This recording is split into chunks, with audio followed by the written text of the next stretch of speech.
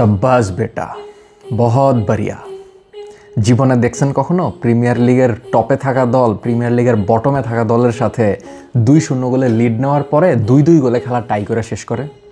জীবনে এরকম ঘটনা ঘটে নাই, বাট আর্সেনাল ওইটাই কইরা দেখাইছে। কারণ ম্যানচেস্টার সিটির ভয়ে, মানে ম্যানচেস্টার সিটি ওই আমাদের কান্ধের উপরে দাঁড়ায় রয়েছে, ওই ম্যানচেস্টার সিটির ভয়ে আমরা মানে হাত পা থরথর করে কাঁপতেছে, দাঁতের পাঠি লাইগা যাইতেছে, ঠিক আছে? মানে কি করব এখন, উলভসের সাথেও খেলা টাই করতেছি। আপনারা জানেন সর্বশেষ 7 ম্যাচে আর্সেনাল মাত্র 2টা জিতছে।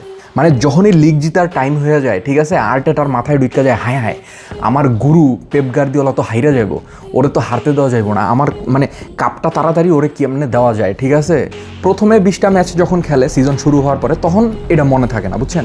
যখন সিজনের 20টা ম্যাচ চলে যায় তখন মনে হয় যে হায় হায় পেপ গার্দিওলা তো হাইরা যাইব, পেপ গার্দিওলার তো এটা লাস্ট সিজন ম্যানচেস্টার সিটিতে, ওরে আমি কাপটা দিয়ে দিই, ও সম্মানার্থে কাপটা ওরে দিয়ে দিই, ঠিক আছে? আমার জিতা লাগবো না, আমি তো প্রতিবার সেকেন্ড হই, ঠিক আছে? সেকেন্ড হওয়াই হয়েছে আমাদের জন্য প্রিমিয়ার লিগ উইন, বুঝেন না? মানে ব্যাপারটা এরকম পর্যায়ে যা দাঁড়াইছে, মানে এত একটা মেজাজ খারাপ হইতেছে। এবং আমি শিওর আর্সেনাল আরও বটল আপ করবো, আর্সেনাল আরও মনে করেন যে স্লিপ আপ করবো, ঠিক আছে? এবং শেষ পর্যন্ত আমরা এই সিজনেও দেখা যাবো সেকেন্ড হয়ে খেলা শেষ করতেছি।